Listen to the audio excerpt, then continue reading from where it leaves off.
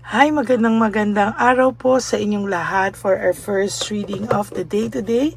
Tingnan naman po natin kung ano po ang makikita natin sa first reading of the day today, no? Yan.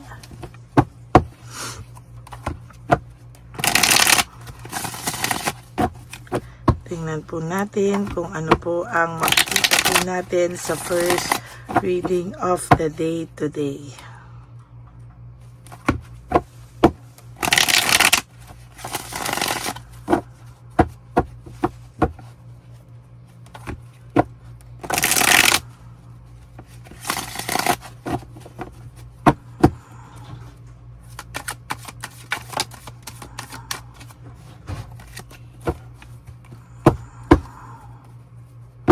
Kamusta po kayong lahat? I hope kayo po ay nasa mabuting kalagayan. For some of the videos, nag-pre-record na po ako ng mga videos para po maipalabas. No? Sorry po, na-late ko pong ipalabas yung third and fourth reading kahapon. Kanina ko lang po na-upload, kaya ngayon ko lang din po in-upload ito. For sa iba po, gagawin po natin ay may mga pre-uploads po ako at meron din po akong mga i-upload kahit ako po ay nasa probinsya. Kaya wag na po kayo mag-iba kung magtaka kung iba-iba po ang ating setup. Okay? Pili na po tayo ng 20 cards. 1, 2, 3, 4, 5, 6, 7, 8, 9, and 10. And another 10 cards. 1, 2, 3, 4, 5, 6, 7, 8, 9, and 10. Okay.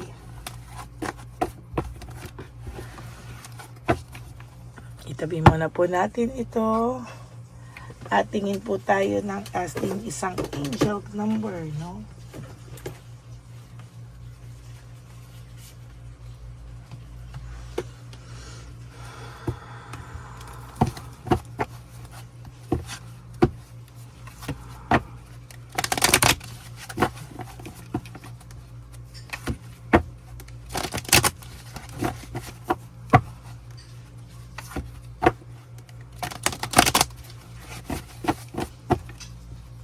Huwag niyo pong skip to, ha. Ito po ay ating connection, ano?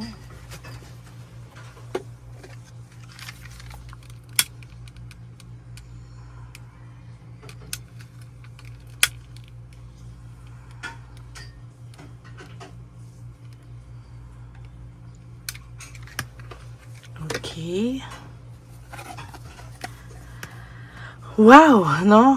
This is 1111 wish come true, no? Wow, ang ganda naman po, no?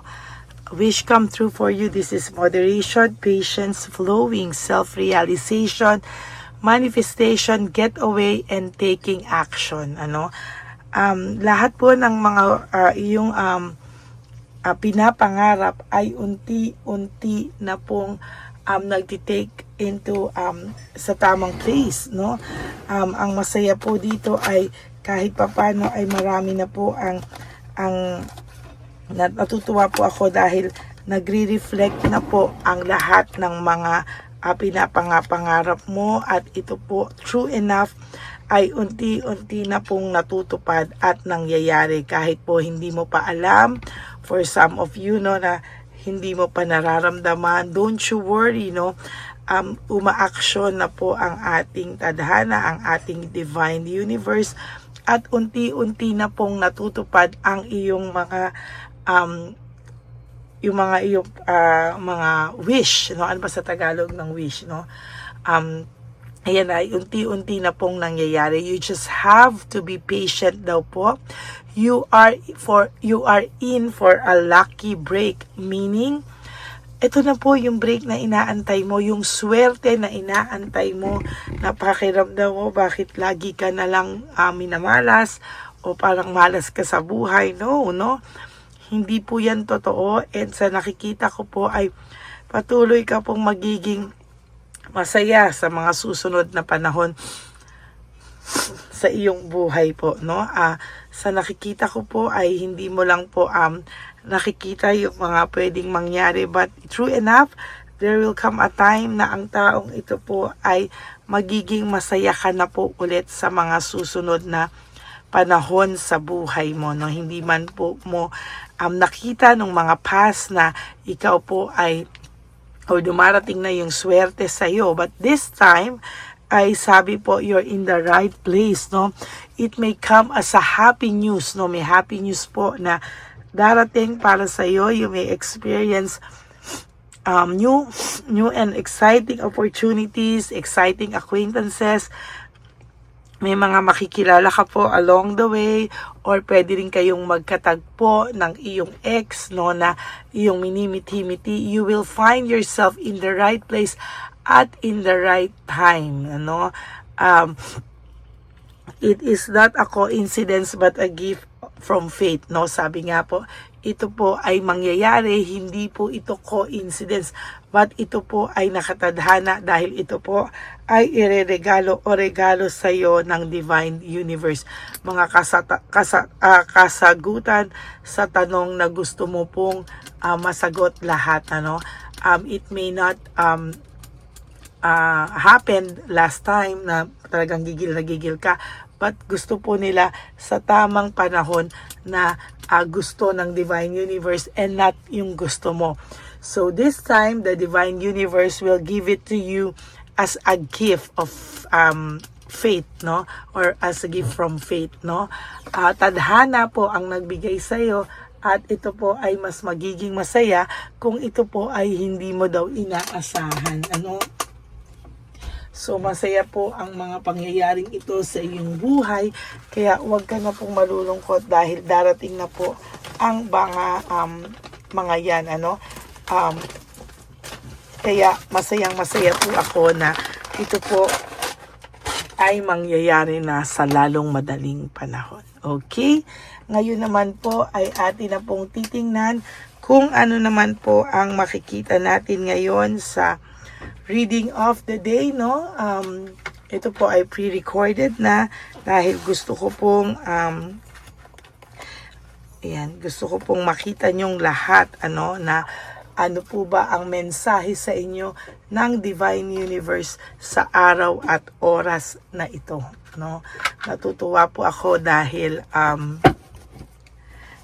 nakapag-record pa po ako bago kami umalis, but marami pa po ako na-record, but true enough, wag po kayo mag-alala dahil ako po ay pwede rin mag-reading doon. Jealousy, no? Meron po talagang nagseselos sa iyo, no? Mamatay-matay po sa kakaselos sa iyo, no? Maybe yung person mo po ay talagang iniisip ka na talaga at nakikita po ito ng iyong karibal, ano. Sabi ko nga po sa iyo, may mga bagay na hindi natin hawak, no, like yung pag-iisip niya po sa iyo ngayon ay true enough. Nakikita ko po talaga dito na yung pag-iisip sa iyo ng person mo ay talagang wagas, no. Nakikita niya po talaga na bakit nagkaganito yung buhay niya, nawalan siya ng direksyon and hindi niya po alam kung ano po ang kanyang gagawin sa ngayon. Ano, marami po silang conflict na hinaharap. Marami po siyang conflict na hinaharap, pero wag kang mag-alala dahil siya po ay masayang masaya at talagang nandito po talaga yung ano niya, eagerness niyang makausap ka sana, no? Talagang yun po yung pinanggigigilan niyang makausap ka. There is this rejection and resentment. Natatakot lang po siya na pag humarap siya sa'yo, ano po ang mangyayari. Naku, mukhang may magaganap talaga ditong pagkikita, no? At yan po yung nakikita ko talaga, no? Worst comes to worst, talagang hindi mo inaasahan ay baka may mang-away sa'yo, pero wag ka pong mag-alala dahil protektado ka ng Divine Universe, na pinagseselosan ka talaga. Ngayon po naiisip po ng person mo na siya raw ay nagkamali ng paghusga sa'yo, no? Nagkamali daw po siya ng paghuhusga sa'yo at siya po ay hindi mapakali sa mga oras na ito. para pong mababaliw sa kakaisip sa iyo ang person mo right at this very moment. Napakataas po ng energy ng person mo at talagang naiisip ka po nito, no? Wala po sa kanya yung suporta na dati po ay palaging nandyan at ready na galing sa'yo. Pero ngayon po yung suporta po niya ay hinahanap-hanap niya po yung suporta po na galing sa'yo, no? Lagi po silang may conflict kaya ikaw po ay laging naiisip nito. Sabi niya, siya daw po ay naging greedy, siya daw po ay naging makasarili. Kaya ikaw po ngayon ay kanyang iniisip, siya po ay nakukonsensya sa kanyang mga sa mga nangyari, no, sa inyo, no. There is this excess pride, no. Sa totoo lang po ay nakikita ko po na marami po ang pangyayari na nagtaas siya ng pride sa iyo, tiniis ka niya, pinagsalitaan ka niya ng hindi magaganda, but ngayon po ito po ay pilit niyang lulunukin, talagang nabubwisit po siya, and true enough talagang mahihirapan pa po siya sa mga susunod na araw sa buhay niya, no? May unexpected good luck ka po. Ito po siguro yung sinasabi na you are in a lucky break. You are in for a lucky break. It will come as happy news. Meron ka pong unexpected good luck and happy news, no? Wala ka na pong pupuntahang masasakit pa dito. Ikaw po ngayon ay papanik na, no? Only upwards, no? Hindi ka na po pwedeng pang mas worse pa po dito, no? May tao po talagang nag-iisip sa iyo na anxiety right now. Siya po ay nalulungkot, pero wag ka pong mag-alala dahil masasagot na ang lahat ng katanungan mo. Talagang naguguluhan siya sa ngayon, pero there will come a time na magiging maayos na ang lahat. Nagka-clash ang interest nila palagi nung taong pinalit niya sa iyo, and mabuti po yan ang ma-realize niya ano ang nangyaring napala niya sa pagpili niya ng ibang tao, no? At matutupad po unti-unti ang mga winish mo. Ang talagang nag-connect sila, no? Ang mga winish mo ay unti-unti po yang maaayos, kaya huwag ka pong mag-alala, no? Natukso lang daw po talaga siya, at ito po ay kanyang pinagsisihan. Pinagsisihan niya po ito, and true enough, ang taong to ay sising-sisi na, no? Leaving behind, walking away, ang tao pong ito ngayon ay talagang nahihirapan at hindi niya po alam ang kanyang gagawin, Gusto niya na pong mag-i-follow kung ano po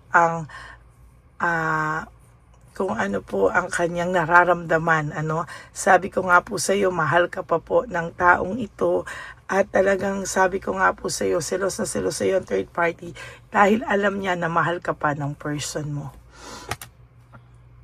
Nagpapanik ang third party, nagpapanik din ang person mo dahil hindi niya alam kung sa lahat ng nagawa niya sa iyo, ready ka pa raw bang patawarin siya? Aray, naku po. Yan, no? Very confused ang person mo right at this very moment. Panay brutal ang nangyayari sa kanya. At ayan, no? Panay conflict po sila ng person mo. Yan talaga ang masaklap, no? Akala niya ikaw na yung pinaka-worst sa lahat na ugali, pero ngayon naisip niya na mabuti ka pala, at nagkamali pala po siya ng pag-iwan sa'yo. Yan po ang ating first reading of the day. I hope kayo po ay naka-resonate. And if you do, can you please give me a like and comment down below para naman po alam ko kung ano po ang mga nasa isipan ninyong lahat. Maraming salamat po for all your support all these years, no? Lagi po kayong nandyan at nakikinig sa akin, at ako po ay nagpapasalamat sa inyong lahat. Again, this is a pre-recorded video, at nag-record din po ako no iba-ibang setup, so I hope you guys will watch po yung ating mga uploaded videos no, simula ngayon hanggang linggo. Okay, maraming salamat po sa inyong lahat. And for those of you who would like to have a private reading with me, pero ngayon pong ilang araw ay wala po akong readings, no, this is to give way for the Holy Week, at ako po ay may mga gagawin muna para sa aking mga nagpaalaga sa akin, and magpo-focus muna po ako doon, no. So malakas po ang energy talaga natin ngayong Holy Week lalo, no. But marami po tayong kailangan gawin, no. So maraming salamat po sa inyong lahat, and may God bless you all. And ang lagi ko pong payo sa inyo is just to live one day at a time. You do 3 things that will make you happy for today. Prioritize yourself, make yourself happy. And alam ko po na darating ang oras, masasagot po ang lahat ng inyong katanungan. Kaya always forgive yourself, and always choose to love yourself, because self-love is still the best love of all. And you have to realize that life is so short. Don't make it shorter by stressing yourself from all the pains and heartaches na binigay sa inyo ng kahapon. Just surrender everything to the divine universe and just let go. And let God write your life and love story. I will be back for another set of reading. Huwag po kayong malungkot. Ako po ay magbabalik for another set of reading. For the meantime, kayo po ay mag-relax, no? At ako po ay babalik for another set of reading. Okay, bye! I love you all. And for those of you who would like to give me a super thanks for this video, I would really appreciate that, dahil tayo po ay nag-iipon na sa ating mga One Love a Day for this year. Kaya ako po ay grateful sa inyong lahat. I love you all, and God bless you all. And I will all see you again on my next reading. For the meantime, sana po ay mapanood nyo na po yung 3rd reading at 4th reading na aking in-upload na late. So mamaya ko pa po ito i-upload. Okay? God bless you all, and I love you all. Bye! Okay, update po, may nagpanggap pong subscriber natin na siya po ay magpapahula sa fake na Lady Elena, kaya ayan, hinihingan po siya ng $80, at ang cell po niya ay nabigay at nakuha. Ang pangalan niya po sa cell ay Julian Albert, no. Siya po ay may cell account din, kaya mag-iingat po kayo. Ayan po, no, kung sino man po yung scammer na Julian Albert na yan, no, iinsensuhan po natin yan para siya po ay makonsensya. Kung wala man po siyang konsensya, at least po bumalik sa kanya lahat po ng kanyang ginagawa, at maling-mali po yan, basahin niyo po lahat yan, makikita niyo po, ayan po ang cell number niya, at Julian Albert na yan, para po talagang mai-report din po natin yan na siya ay gumagamit ng cell account na Julian Albert. Mag-ingat po kayo. Ayan po yung number niya. Ayan po yung pangalan niya. Huwag po kayong magpauto. Nakita nyo naman po, napakalayo po ng pangalan ko sa pangalan ng pinagsesendan nyo po ng account o ng pera. Kaya mag-ingat po kayo at beware sa scammer na to. At talagang ayan po, pinost ko po ang kanyang pangalan dito para maging babala po sa inyong lahat. Maraming salamat po. At mag-ingat po kayo, pakireport po ang page na yan, ang messenger niya na Lady Elena. Maraming salamat po, and God bless you all. Ayan, sa susunod po makikita niyo yung account niya na i-report niyo. Salamat po na marami. Magandang gabi po ulit sa inyong lahat. Ako po ay muling nagpapaalala sa inyo na mayroon pong lumalabas sa FB at Messenger account na fake account po, nang hihingi po ng $25 through PayPal, at hindi po yan totoo. Huwag po kayong maniwala dyan. At pag sinabi mo po na gusto ko pong marinig ang boses nyo or makita kayo, ang sasabihin po ay magbibigay kami ng link, buksan mo yan, at pagkatapos ay makikita mo ako. Huwag po kayong maniniwala dahil yan po ay hindi totoo. Yan po ay isang malaking scam na pag binuksan nyo po ay mahahack po lahat sa inyo. Mahahack po ang inyong mga personal details. Lahat ay mahahack. Ako po ay nalulungkot na ito po ay nangyari, ngunit sa talagang may mga tao pong masasama at may mga tao po talagang hindi makatiis na hindi gumawa ng masama sa ibang tao. Pero maging aware po sana kayo, tulungan niyo po ako, i-report po natin yung fake na yan at sa FB para siya po ay mawala na at wala na po siyang mabiktima pa. No? Nandyan po lahat ng details at maraming salamat po sa inyong lahat. Maraming salamat po sa inyong lahat at mag-iingat po kayo.